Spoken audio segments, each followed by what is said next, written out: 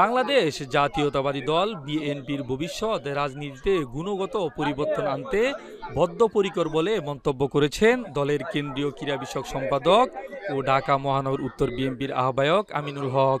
তিনি বলেন, বিএনপির ভারপ্রাপ্ত চেয়ারম্যান তারেক রহমান ঘোষিত রাষ্ট্র কাঠামো মেরামতে ৩১ দফা কর্মপরিকল্পনায় বাংলাদেশের ভবিষ্যৎ রাজনীতির গুণগত পরিবর্তনের রোডম্যাপ সুস্পষ্টভাবে প্রতিফলিত হয়েছে। সোমবার বিকেলে রাজধানীর রূপনগর ইসলামিয়া স্কুল মাঠে মরহুম আরাফাত রহমান কোকো স্মৃতি মিনি ফুটবল টুর্নামেন্ট ২০২৫ উদ্বোধনকালে প্রধান অতিথির বক্তব্যে তিনি একথা বলেন। আপনারা জানেন যে ইতিমধ্যে বাংলাদেশ জাতীয়তাবাদী দল সারা বাংলাদেশে আমাদের মাননীয় ভারপ্রাপ্ত চেয়ারম্যান জনাব তারেক রহমানের নির্দেশে আমরা মরহুম আরাফাত রহমান কোকো স্মৃতি ফুটবল টুর্নামেন্ট সারা বাংলাদেশের প্রত্যেকটি বিভাগে মধ্যে আমরা প্রায় 7টি বিভাগে খেলা শেষ করেছি।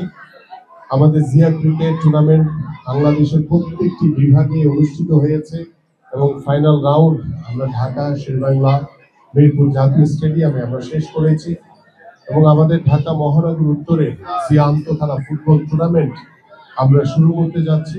আমরা ইতিমধ্যে শেষ পর্যায়ে। আমিনুল হক বলেন, খেলাধুলা সামাজিক ও রাজনৈতিক পরিবর্তনের অন্যতম কার্যকর মাধ্যম।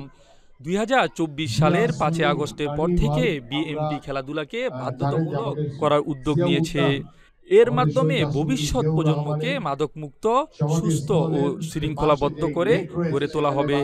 খেলাধুলার মাধ্যমে সামাজিক পরিবর্তনের পাশাপাশি রাষ্ট্র কাঠামোতেও ইতিবাচক রূপান্তর আসবে বলে তিনি আশা প্রকাশ করেন।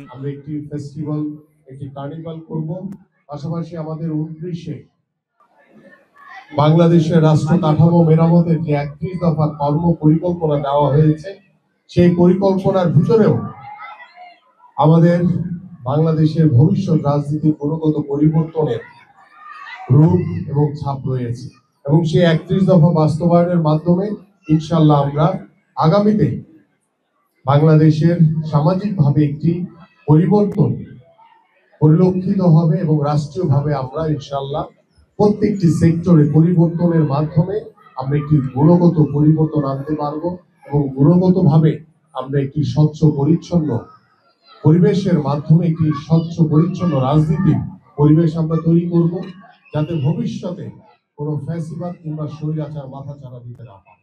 আমি আহ্বান করব আমাদের আজকে রূপনগর অনুষ্ঠানে উদ্বোধক হিসাবে বক্তব্য রাখেন ঢাকা মহানগর উত্তর যুবদলের সদস্য সচিব সাজ্জাদুল মিরাজ। তিনি বলেন, যুব সমাজকে মাদকের ছোবল থেকে রক্ষা করতে হলে খেলাধুলার বিকল্প নেই। এজন্য খেলাধুলাকে জীবনের অবিচ্ছেদ্য অংশ করে তুলতে হবে। অনুষ্ঠানে উপস্থিত ছিলেন ঢাকা মহানগর উত্তর বিএনপির যুগ্ম আহ্বায়ক গাজী রেজাউল হোসেন রিয়াজ, মাহবুব আলম মিন্টু সহ আরো অনেকে। Desk report, Ibrahim Hasan. আমাদের যুব সমাজ প্রায় ধ্বংসের পথে চলে গেছে। সেই যুব সমাজকে মাঠে আকৃষ্ট করে আমরা খেলাধুলার মাধ্যমে আমরা